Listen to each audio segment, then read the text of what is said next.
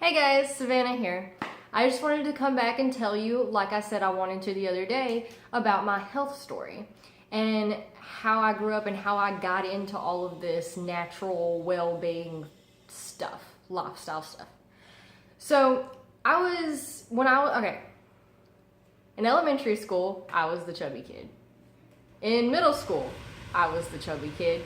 And in high school, I was starting to kind of thin out, but I was still kind of the chubby kid. So, not that that was a huge deal. I kind of got used to it.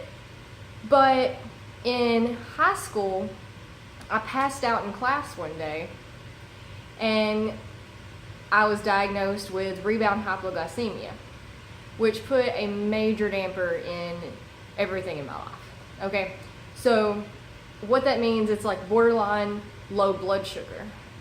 So I had to eat regularly. I couldn't do any physical activity without passing out. I couldn't get too hot without passing out. So it kind of made me a slave to my house and the air conditioner. I couldn't go play sports. I couldn't go fishing. I went fishing with my now husband, but we were just dating at the time. He took me fishing and I passed out on him twice in a 15-minute period, and it took me 2 or 3 years-ish or so, plus maybe, to get him to ever take me again. So I couldn't do anything. On top of that, I had horrible allergies. So as soon as the pollen started coming out, I had to go in. Most of my late teens and early 20s were spent in the house, avoiding the outside world, which was super depressing because I loved to be outside.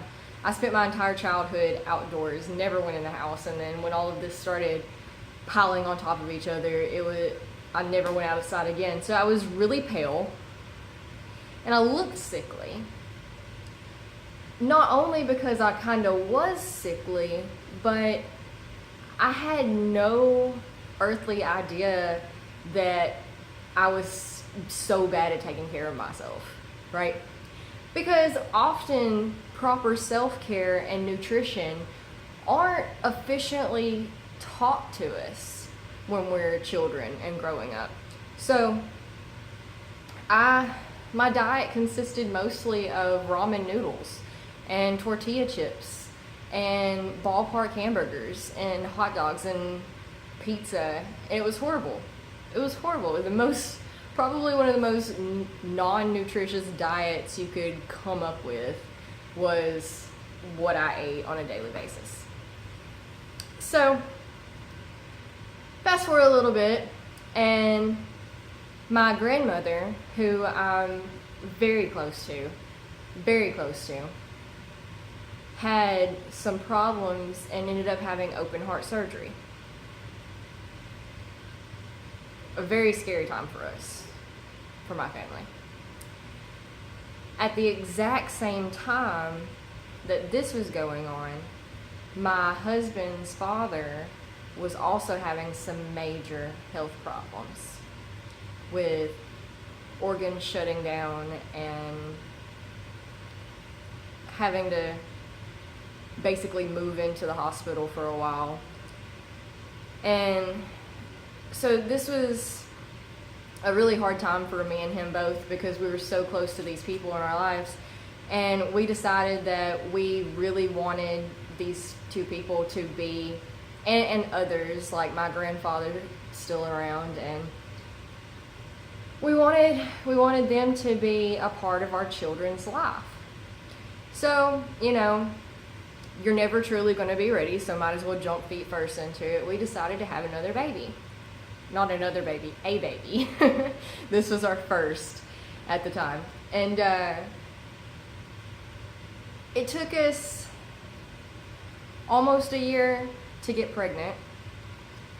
And then the pregnancy was horrible. Like, literally just laid around and cried all the time. I couldn't eat anything. I was so sick. I had this weird type of morning sickness to where it felt like the room was spinning all the time. So I 100% remember thinking I was never going to be happy ever again. It was miserable.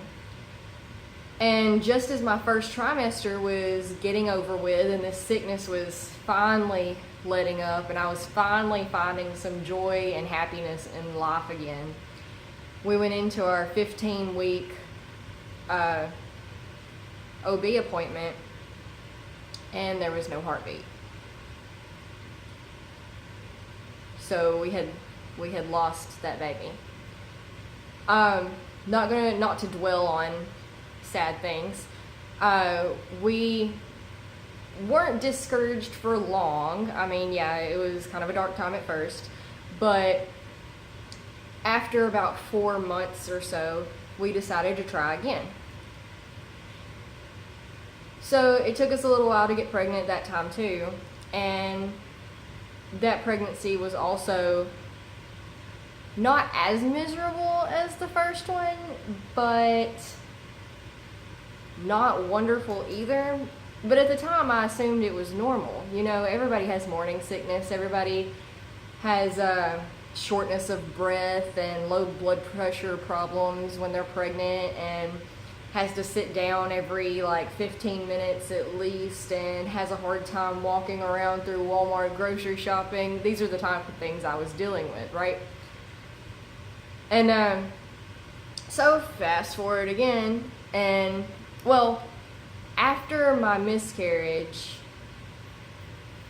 is when and before I got pregnant the second time is when I started kind of thinking about health and what is going on, because you know, I see all of our relatives as they age, they're getting sickly, and I'm not talking like they catch a cold more often, but they're developing diabetes and heart problems, and they're having to take all of these pills daily, and they're not allowed to eat this or that, and they're having surgeries every year. And if you ask them about it, then they say it's just part of getting old.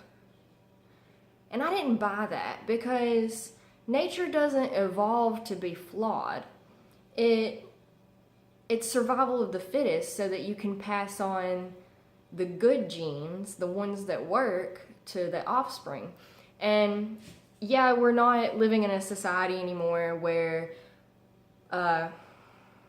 only the strong survive or anything. But still, especially with the developments in technology that we're getting these days, how is it that we seem to be getting sicker as people? It just didn't make sense to me. So I started engulfing myself in the health world, and I discovered, this is going on like 3 or 4 years now, so I don't remember the website, but it was these webinars, these health webinars, and I started attending them and health seminars and all of these, what do you call them? Summits, these health summits. And even though each person that got up on that stage and talked had a different point of view, a different area, a different everything, the underlying theme of every single one of them was how we take care of ourselves and how we feed ourselves in particular. So that really intrigued me. So then I started figuring out, you know, what is the best way to take care of myself. And it's been a long time, you know, none of this happened overnight for me at all. I've slowly, over the past few years, since I've been implementing these changes in my life of how I eat, how I exercise, de-stress, and even adding extra things in there like meditation and stuff, I've noticed major differences in my health. I no longer have rebound hypoglycemia. I don't really have to worry about eating frequently or eating the right things.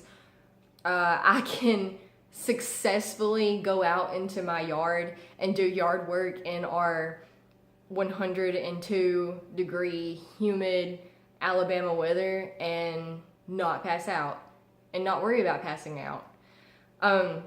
It's wonderful. It's wonderful to have that freedom that I never had in those 10-ish years of my life. I don't have allergies anymore. Whoa, that's awesome. I'm not, my nose doesn't stay raw from sneezing and rubbing it, and my eyes aren't watery and itchy and red and bloodshot, and my throat isn't itching and my ears aren't itching. It's wonderful. It is wonderful. The best thing that I ever did was fix that, because that was horrible. So now I'm not a prisoner to my house anymore. I can go outside and I can garden, and that's just wonderful for me. Wonderful.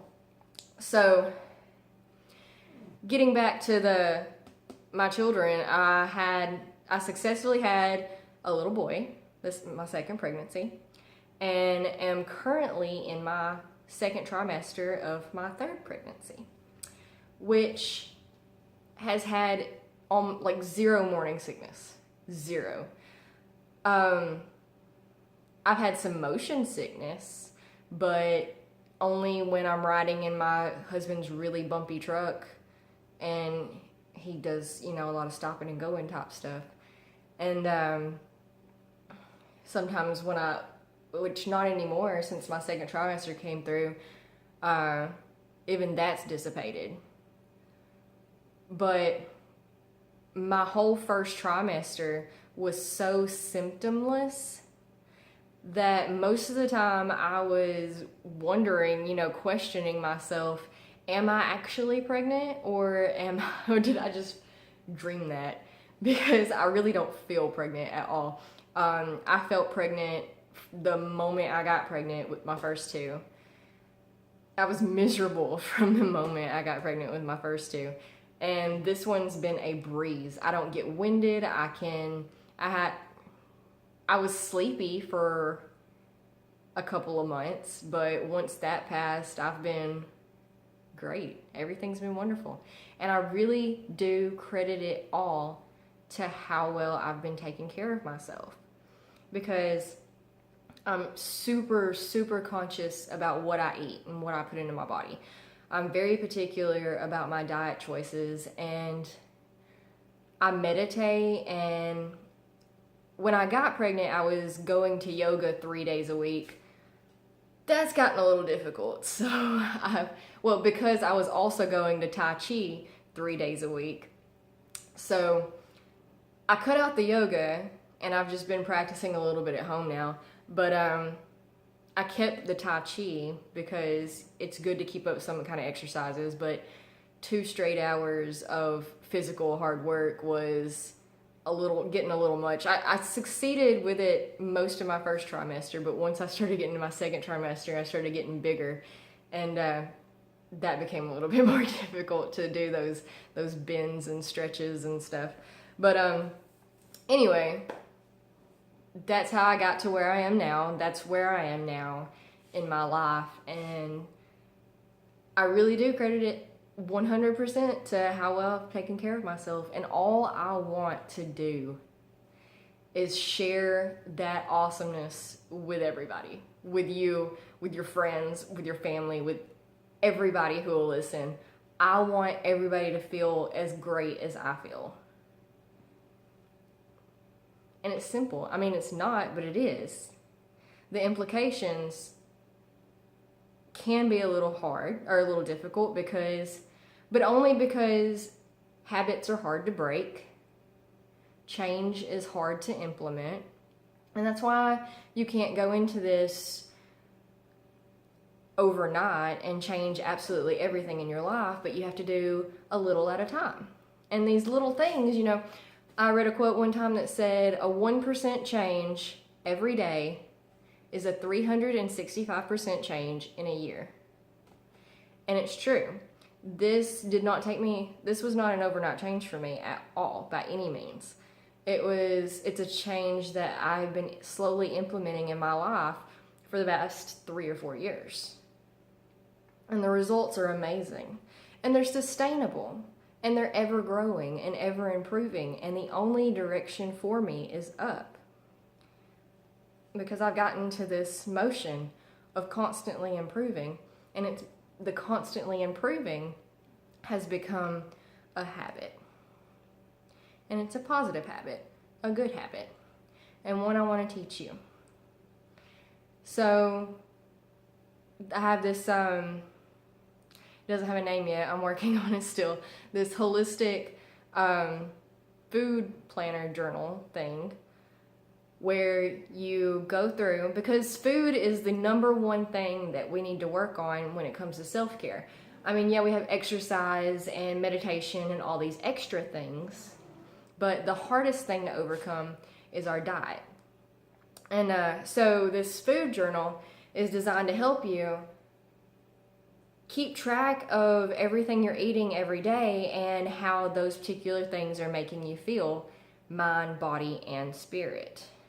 Because like I said in the last video, all three are super important. We can't just feed one, we have to feed all three a well-round balanced meal, because then you get off balance, which throws you, over here or over here, so to speak, and you want to be a level individual.